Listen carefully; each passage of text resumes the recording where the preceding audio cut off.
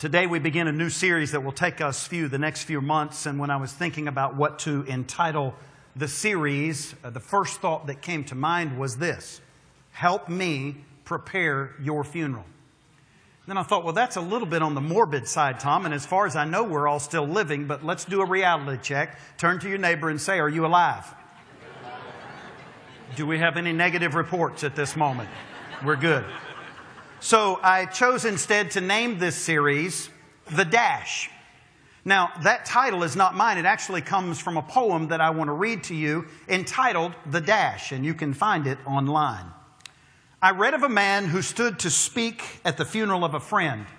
He referred to the dash on the tombstone, the dates on the tombstone from the beginning to the end. He noted that first came the date of birth, and then spoke the following date with tears. But he said what mattered most of all was the dash between the years.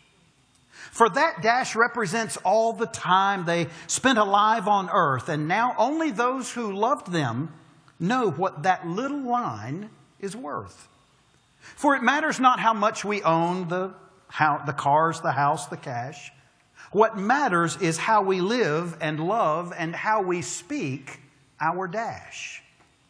So think about this long and hard. Are there things you'd like to change? For you never know how much time is left that can still be rearranged. If we could just slow down enough to consider what's true and real and always try to understand the way other people feel and be less quick to anger and show appreciation more and love the people in our lives like we've never loved before. If we treat each other with respect and more often wore a smile, remembering that this special dash might only last a while. So when your eulogy is being read, when your life's actions to rehash, would you be proud of the things they'll say about how you spent your dash? When a pastor presides at a funeral, there's no greater honor than first and foremost to speak and to honor the name of Jesus Christ. It is in His presence, it is in our faith that we claim to stand, and we mourn not as those who have no hope, but those who have a hope that this is not the end. There is life eternal beyond death, beyond burial, beyond the grave. The second greatest honor is to speak a eulogy over someone. Well, I should qualify that. It is the greatest joy to speak a eulogy if someone's paid attention to their dash and connected it to the Lord Jesus Christ. It is an honor, and in some ways, easy. In Greek, this term, eulogy, eulogia, means praise. In Latin, the word elogium means inscription on a tomb. Historically speaking, eulogies were not really done that much, except they were done on the tombstone itself. In other words, what people wanted to be remembered for, or what they would choose to remember about the person, was inscribed on the tombstone rather than just said over the grave. So I've brought you some examples of those that have been found over the years. The first is from Ribblesford, England. This inscription was found on a tombstone. Anna Wallace. The children of Israel wanted bread, and the Lord sent them manna. Old Clerk Wallace wanted a sweet wife, but the devil sent him Anna. You can't make this up. On the grave of Ezekiel Akel in Nova Scotia, these words: here lies Ezekiel Akel, age 102. And then this inscription: the good die young. Some of you will get that later. Winslow, Maine, someone was apparently very unhappy with a man named Beza Wood. And here's what his tombstone read: in memory of Beza Wood. Departed this life November 2, 1837. Age 45 years. And here's the inscription: here lies one wood, enclosed in wood. One wood within another. The outer wood is very good. We cannot praise the other. Now, I close with my two favorites. This was on a tombstone in Georgia. It had the person's name, the date of birth, the dash, and the date of death. And it simply said in quotation marks, "I told you I was sick." Here's the last one. It's found in England in a cemetery. It says, "Stop, stranger, as you pass by. As you are now, so once was I. As I am now, you soon will be. So be content to follow me." Apparently, whoever read that was not satisfied with it, and so they took a marker and added to it, and it said, "To follow you, I am not content until I know which way you went." Well, thank goodness in today's world we seldom find written on a tombstone an entire eulogy, especially one as pointed perhaps as these examples I've shared with you. But nonetheless, if this were still a practice today, let me ask you, what would be written on your tombstone? If this were still going on today at the end of our life, what are people going to say about you, about me, about us? If people were really, really honest, what would our epitaph read? That brief statement that is a summation of our entire life. In the Jewish faith, the Talmud suggested that in order to be successful in life, that one should have a child, or to write a book, or to plant a tree. Now, they didn't mean this literally. What they were suggesting here is that we have a task to do something with our lives that makes a difference after we're gone, so that we will have lived a life that really had some influence on some people around us, and it was a good thing. That we've had some lasting legacy, that when people think of us or they remember us, that something good will be said about us. The Apostle Paul wrote his own eulogy. It was in a letter. We find it in 2 Timothy in the 4th chapter, beginning with verse 6. I want to read it to you. "For I'm already being poured out like a drink offering, and the time has come for my departure." Now here it is. Here's his eulogy. 3 parts, 1 sentence. "I have fought the good fight. I have finished the race. I have kept the faith.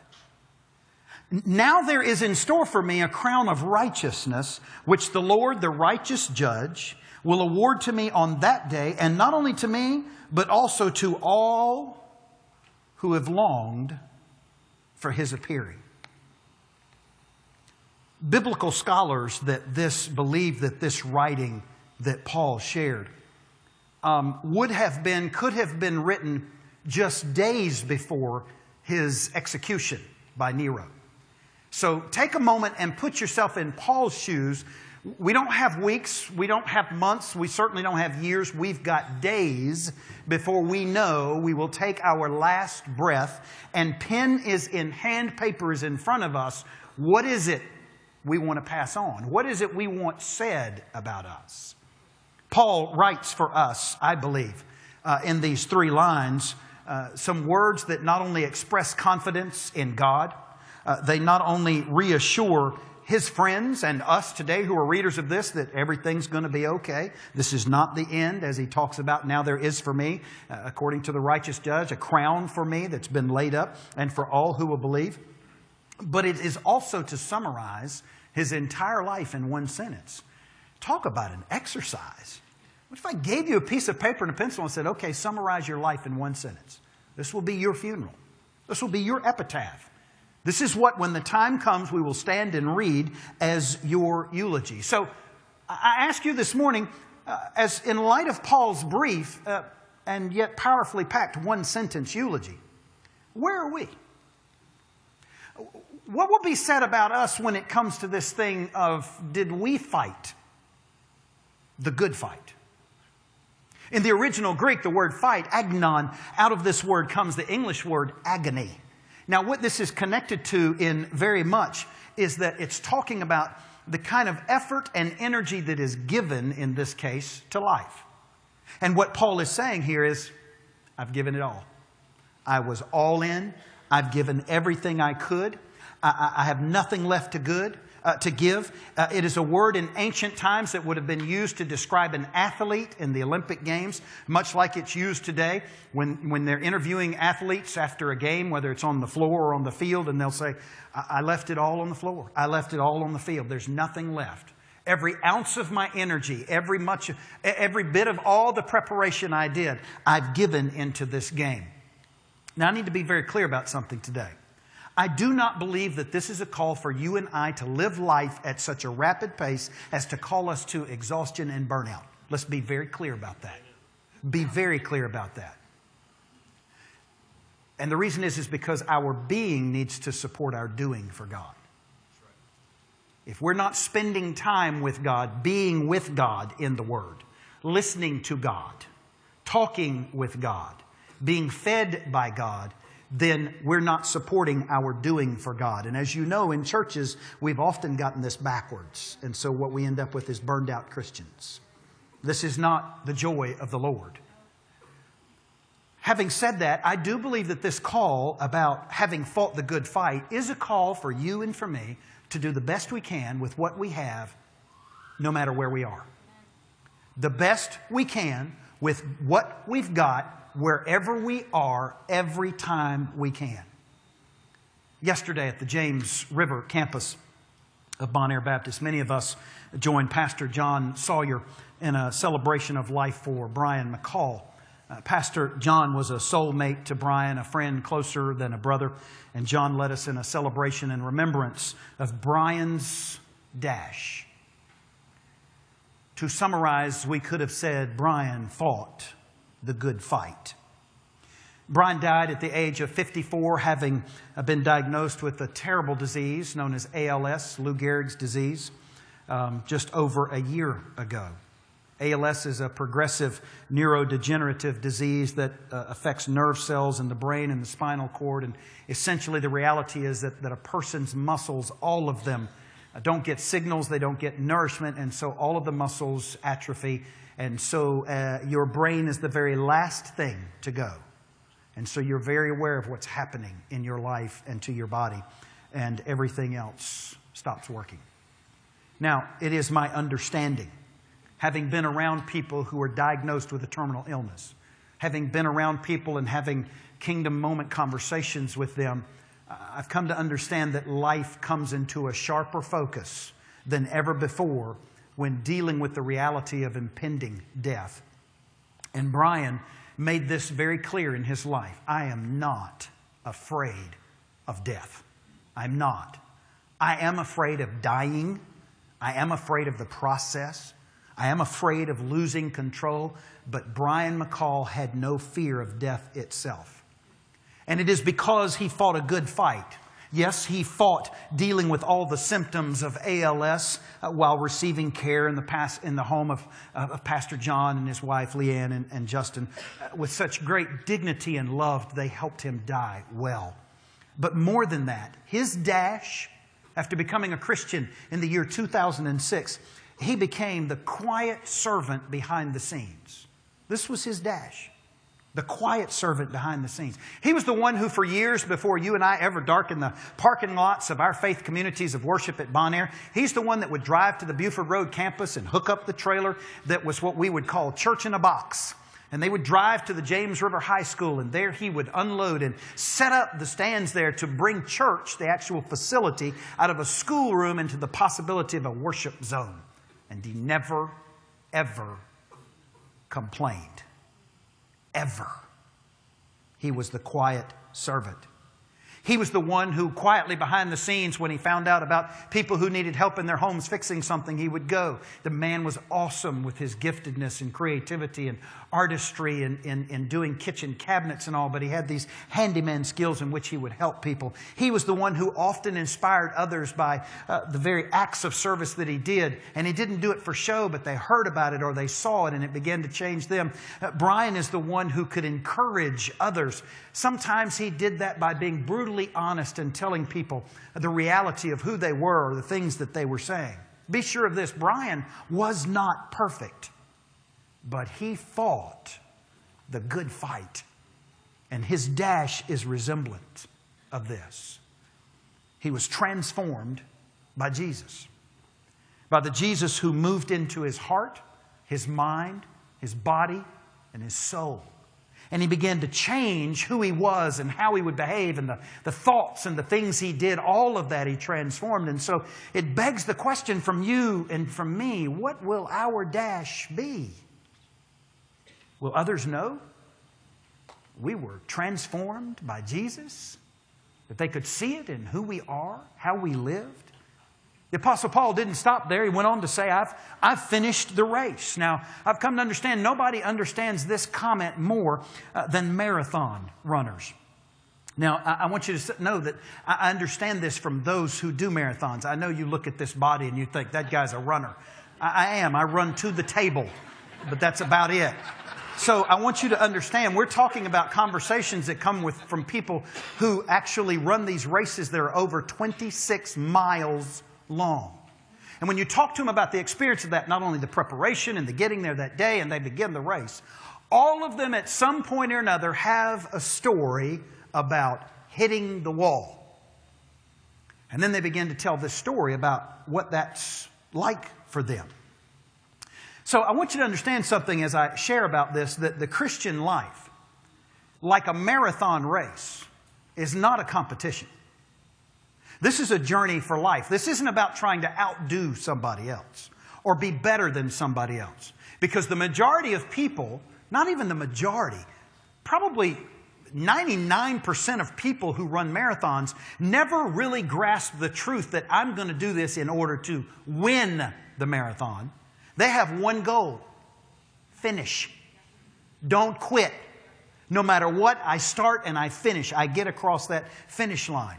Well, this is important to us in the Christian life because the Christian life is not a sprint. It's not a race. It's this marathon. It's this journey. It's a lifelong journey of having been saved by Jesus, being saved by Jesus, looking forward to the full salvation of Jesus. It happens all lifelong. It is this call to invite Him in running this race, to have Jesus transforming us all along the way, and one day to receive the gift that He's prepared for us because of that. What Paul is talking about is in this race, like a marathon, I hung in there. I didn't quit. I stayed the course, Paul is saying. I kept on running even though there were obstacles. I didn't let it stop me. Even though it got tough, I kept on keeping on all the way to the finish line. Well, I mentioned a while ago that all marathon runners talk about hitting the wall. Pastor Jake at the Village tells this story on himself, running a marathon. He had practiced well, disciplined well, and had run this distance and done well with it. In the race that day, he got to the 20-mile mark, and he hit the wall. Now, I understand there's a physical thing that happens and that the sugars are gone, and then it begins kind of like eating the fat of your body. I should probably run a marathon. Anyway, but you reach this point where then it relies on a totally different source of energy. And so he'd hit the wall at 20 miles. And at that point, Pastor Jake begins to testify about his own story. He said, man, I felt so alone. The guys I had trained with were not there. We'd started off running, but we'd gotten separated. I began to have these thoughts of, I'm not going to make this. I don't know if I can put one step in front of the other. I don't know if I'm going to finish. This fear crept in him, he said, and he looked up ahead as he continued to run, and he saw this three guys running together, and so he was gaining on them, and so as he went around them, he noticed that the guy in the middle was blind. Being led by two runners on either side, the blind runner was tethered to them, and the guys on either side were calling out to him, okay, we're going to turn left, we're going to turn right. Oh, here's another of the 1,000 Richmond potholes coming up. We're going to get through this. And Jake said to himself, it was an incredible testimony to him at that moment when he hit this wall. Because at that moment, he realized something. He wasn't running alone. He realized something, that in life, beside us and above us and behind us and all around us, there's someone with much better sight than us for not only our next step, but the steps yet to come, calling out those steps. So when we think about this life and finishing the race, this dash represents this this journey, this lifelong call, not a sprint, not a come burn out for Jesus kind of journey, but a day by day, step by step. And so the question begs, what will be remembered in our dash? Did we finish the race? Did we keep on going when we hit the wall? Finally, Paul says, I kept the faith. I kept the faith. There are multiple meanings to this coming out of the Greek versions. More than likely, this had to do, again, with the kind of athletic and the Greek Olympic Games that he was talking about, that in the Olympic Games, these ancient runners would run in a relay race with a shield on one arm and the torch behind it, the shield to shield the torch from going out. And it was their job not only to run their leg of the relay, but to pass the lit torch onto the next runner. You might complete the leg, but if the torch is out, then you've not done your job. And so when you look at that kind of analogy, we have to look at that Paul spent his life running this race, passing on the torch of the gospel of Jesus Christ. So how are we doing with that? How are we doing with that as individuals? How are we doing with that as parents? How are we doing with that as grandparents, uncles, aunts, brothers, sisters? How are we doing with that as an employer, an employee,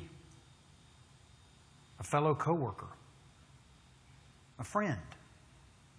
See, this is where the dash becomes identified for us in terms of keeping the faith. Paul spent his life passing on this torch of the gospel of Jesus Christ. Now, in the business connotation, this idea of keeping the faith was also saying, I kept the requirements of my contract. Sounds kind of harsh for us. We're more comfortable with the word covenant. But nonetheless, we're in an agreement with Jesus, aren't we? Come follow me and I will make you fishers of men. Come follow me and go make disciples. Or he could have meant by saying, I've kept the faith, that he never lost his confidence. Never lost hope. Well, when you think about the walls that he hit, beaten, martyred, ostracized, put in jail, on, and even facing execution, he never stopped trusting in Jesus. Paul is saying, I kept a lifelong commitment that I made. I've never shrunk from confessing it when death even now is staring me in the face. I stood by the gospel. I have not corrupted it to meet the views of anybody else when they said, you're wrong, you shouldn't preach that. Paul said, I stood by it with courage and perseverance. He kept it until the very end. Paul completed the task for which God had for him. Wow. So what about us? This little bitty dash. A date we're born, and a date we die, and herein lies our life. What will yours say? Will you pray with me?